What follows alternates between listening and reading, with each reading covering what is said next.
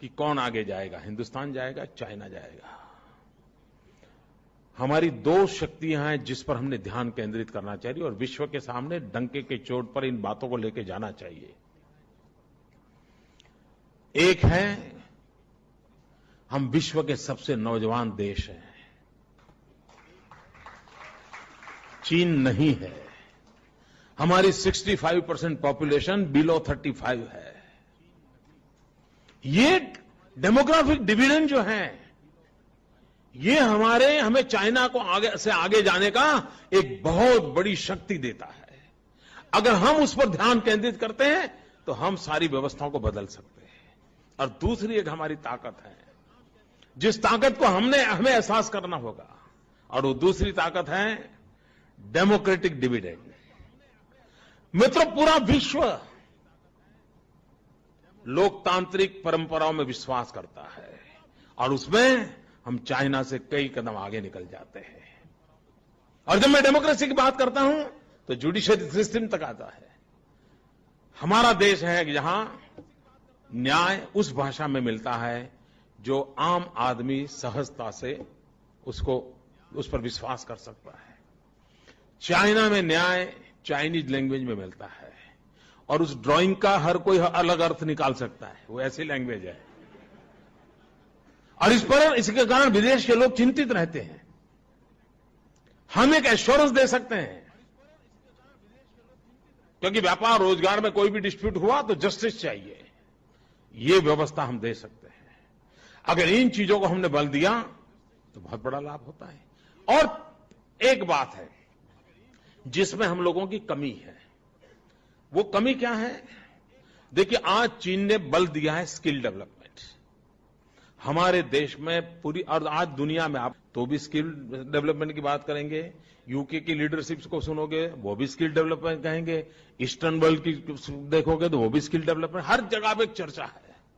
और ये बात सही है मित्रों, हिंदुस्तान अगर इतना नौजवान है तो सर्टिफिकेट से काम नहीं चलेगा। मेरे पास डबल एमए का सर्टिफिकेट हो, ट्रिपल एमए का हो, उससे बात नहीं बनती है, स्किल चाहिए। और भाइयों बहनों, हमारे कांग्रेस के मित्र तो हमें दिन रात अखबारों में गालियां देते रहते हैं। 3 बातों की ओर बल देने की आवश्यकता मैं समझता हूं। और मैं समझता हूं अगर चाइना के स्पर्धा को हम स्पर्धा के रूप में लेना चाहते हैं तो भारत ने अपनी सोच में, अपनी योजना में, अपनी कल्पकता में 3 बातों को मूलभूत रूप से जोड़ना चाहिए। एक स्किल, दूसरा स्केल और तीसरा स्पीड। हम छोटा छोटा करेंगे तो नहीं होगा जी, बहुत बड़ी मात्रा में सोचना चाहिए, बहुत विशाल फलक, बड़े कैनवास पे सोचना चाहिए। ये हम क्या करते हैं, 0.1% आगे जाएंगे, 0.2%, उसी में कभी तो आएंगे 0.001% जाएंगे। यही इससे नहीं होता है जी। बहुत बड़ा सोचना चाहिए और देखना, बहुत बड़ा सोचते हैं। मैंने एक दिन प्रधानमंत्री से मेरी बात हो रही थी, मैंने कहा देखिए साहब, आखिरकार पूरे चीन की चर्चा कहीं नहीं हो रही है। वो भी दिखाते हैं दुनिया को तो शंघाई दिखाते हैं, पूरा चाइना थोड़ा दिखाते हैं।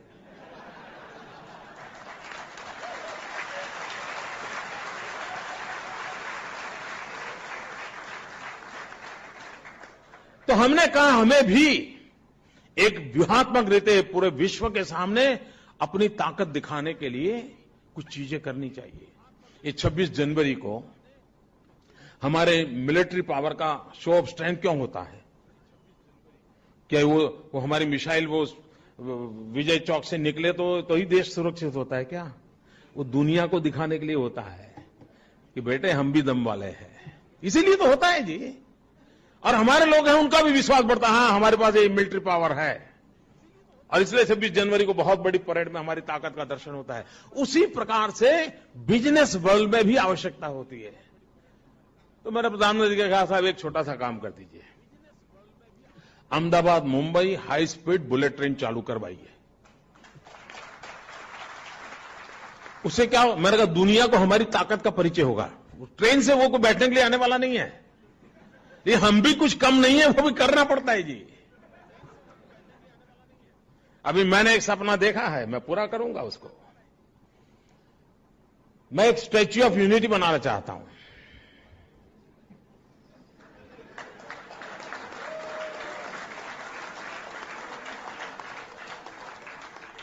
भारत को एक करने का भगीरथ काम किया था सरदार पटेल ने। उस सरदार पटेल का मुझे विशाल प्रतिमा खड़ी करनी है और उसको मैंने नाम दिया है स्टैच्यू ऑफ यूनिटी।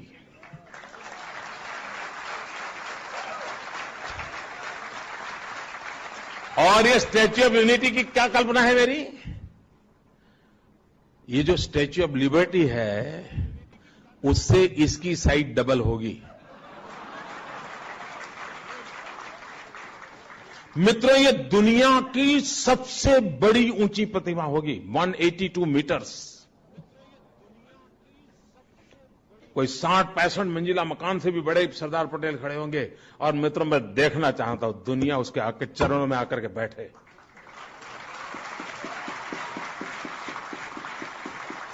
ये मिजाज चाहिए।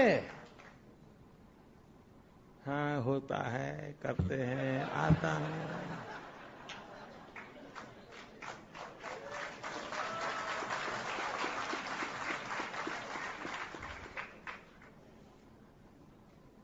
आपके पास समाज के लिए कुछ करने का इरादे भी चाहिए और कठोर परिश्रम करना पड़ता है। साहस चाहिए, निर्णय करने का साहस चाहिए, तो आप स्थितियां बदल सकते हैं जी। हमारे देश में गंगा और यमुना की सफाई के लिए पता नहीं क्या कुछ खर्च नहीं हुआ है और कितने प्रधानमंत्री आकर के गए उससे। हमने एक छोटा सा काम किया, छोटा ही पैच था, साबरमती हमारा रिवर फ्रंट बनाया। किसी समय हमारा साबरमती गंदी नाला जैसा था, आज जाके कोई देखे साहब, हिंदुस्तान में पहला ये प्रोजेक्ट हुआ है, सफल हुआ है और काम ऐसा किया है कि उसका खर्चा निकल जाएगा। हम तो पक्के अहमदाबादी है ना, single fire double journey.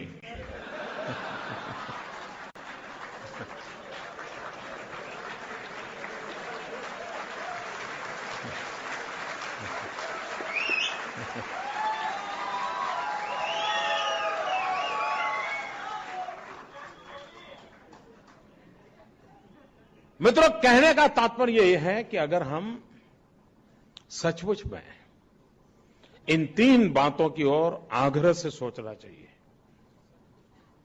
Skill के विषय में कोई कॉम्प्रोमाइज नहीं होना चाहिए, स्किल अपग्रेडेशन निरंतर होते रहना चाहिए। हमारे काम का स्केल बहुत बड़ा करना चाहिए मित्रों। अब जैसे हमने एक सोलर एनर्जी का किया, अब सोलर एनर्जी विषय ऐसा है कि कोई सोचता होगा भाई 1 मेगावाट 2 मेगावाट और एक मॉडल खड़ा कर दे, दुनिया को लाकर जाकर के ले जा, फोटो वोटो निकलवा दो यार, चलो। हमने कहा ऐसा नहीं होगा, हमें दुनिया का सबसे बड़ा सोलर पार्क बनाना है। अगर मेरे गुजरात के पास इतना बड़ा रेगिस्तान है तो किस काम का? उसी रेगिस्तान को हम ऊर्जावान क्यों नहीं बना सकते? और मित्रों, आज एशिया का सबसे बड़ा सोलर पार्क हमने बना दिया।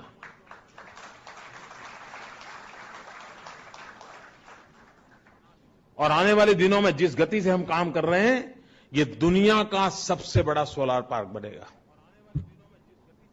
अब सूरज को सिर्फ मेरे यहां ही होता है क्या? कुछ नेता आजकल ऐसा भाषण करते हैं, हम क्या करें, मोदी जी के पास ये भी है, मोदी जी के पास वो भी है, हमारे पास तो नहीं। अरे रोते बैठते हो यार, चलो सूरज तो है कि नहीं है?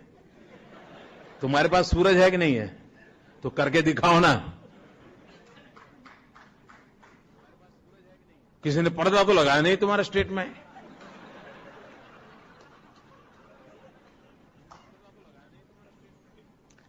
मित्रों, तय करना चाहिए किस प्रकार से काम करना है। दूसरी बात है, पुराने जमाने में एक आदत लग गई, सब कुछ सरकार करेगी, सब सरकार ने कब्जा करने में ही लगे हुए थे। बैंकों का राष्ट्रीयकरण करो, ट्रांसपोर्टेशन का, पता नहीं क्या कुछ कर दिया। अब उन गलतियों को सुधारा गया, उसको रिफॉर्म कहा गया। ये भी बड़ा कमाल है देश में। तुम कल तक बाईं ओर जाते थे, गलत जा रहे थे, अब राइट ओर आए तो ये कौन भाई तुम्हारी गलत ठीक की तुमने? नहीं कि वो रिफॉर्म किया, पहले ऐसे जाता अब ऐसे जा। नहीं भाई, गलती की थी तुमने, और देश को तुमने 45 साल तक उल्टे रास्ते पर ले गए थे, उल्टे रास्ते पर ले गए थे। अब फिर भी अभी अभी बीच में बम्प आते हैं, स्पीड ही नहीं आ रही है। जब तक हम पब्लिक प्राइवेट पार्टनरशिप मॉडल की अगर नहीं जाते हैं, और मैं तो 3 पी की जगह 4 पी की वकालत करता हूं, पी पी पी पी, सिर्फ पब्लिक प्राइवेट पार्टनरशिप नहीं, people public private partnership.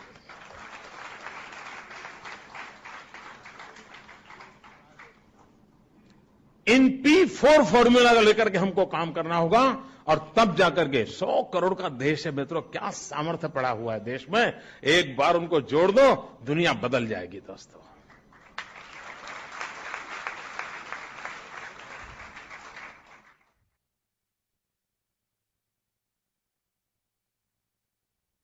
Let's suppose that you're writing a really important email to a colleague,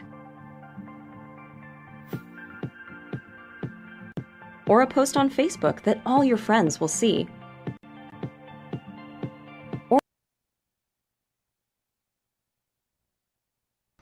और मैं ये कहने का की हिम्मत इसलिए करना हूं कि गुजरात में हमने जिन चीजों को हाथ लगाया, ईश्वर कृपा से हर बात में सफलता मिली है।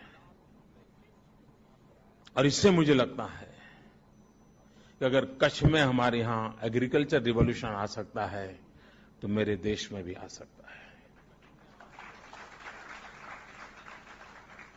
आयरन और न होने के बाद भी हम स्टील इंडस्ट्री को लीड कर सकते हैं, तो सारा देश में भी हो सकता है। लेकिन आज देश तो कोयले में डूबा हुआ है। मुझे तो डर है कि सुप्रीम कोर्ट के हाथ काले न हो जाए।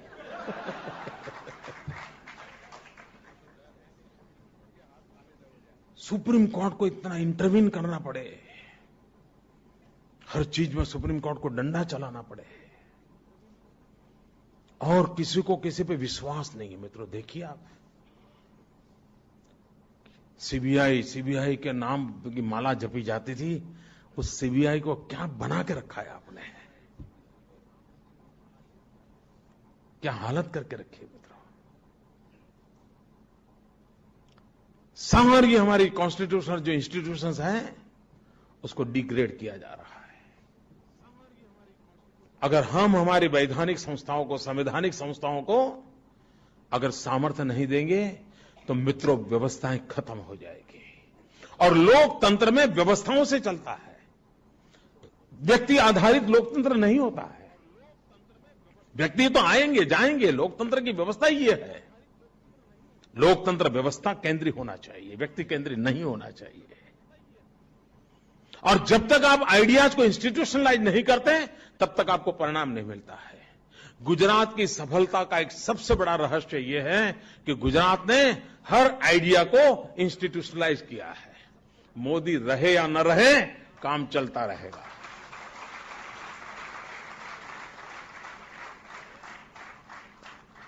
इंडिविजुअल के व्हील पर देश नहीं चल सकता।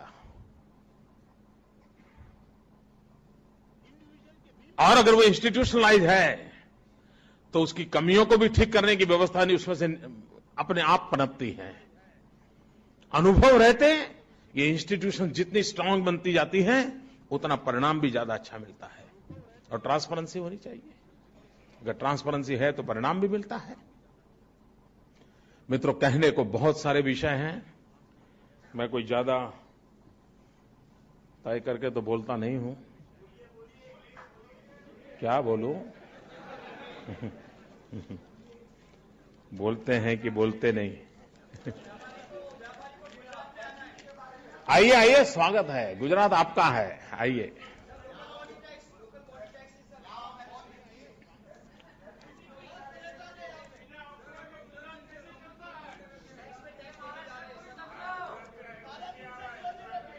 है जी, जी जी,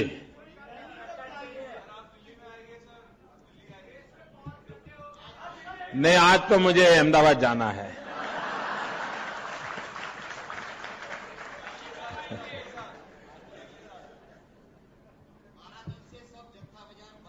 जत्था बाजार बंद है, जत्था बंद है।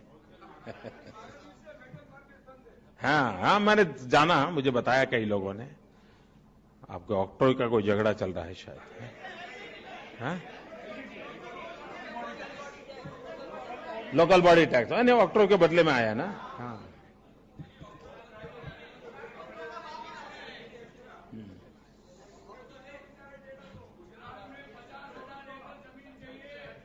सिर्फ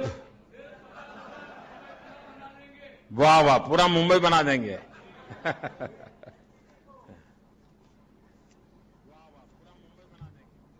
आपकी आवाज मुझ तक पहुंच गई है।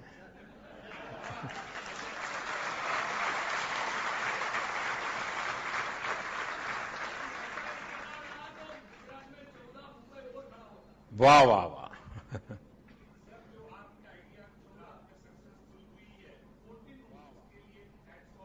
Thank you.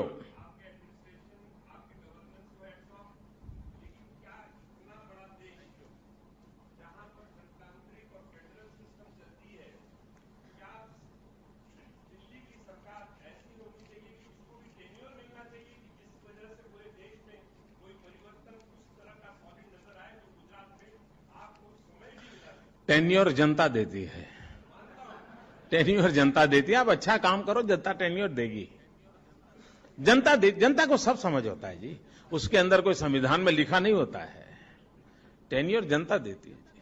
2014 में आप करें, हम साथ देंगे। क्या?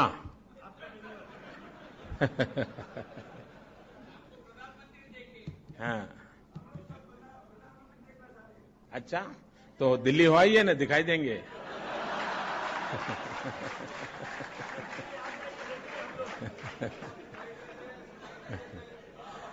सुनाई दे या न दे, लेकिन दिखाई तो देंगे।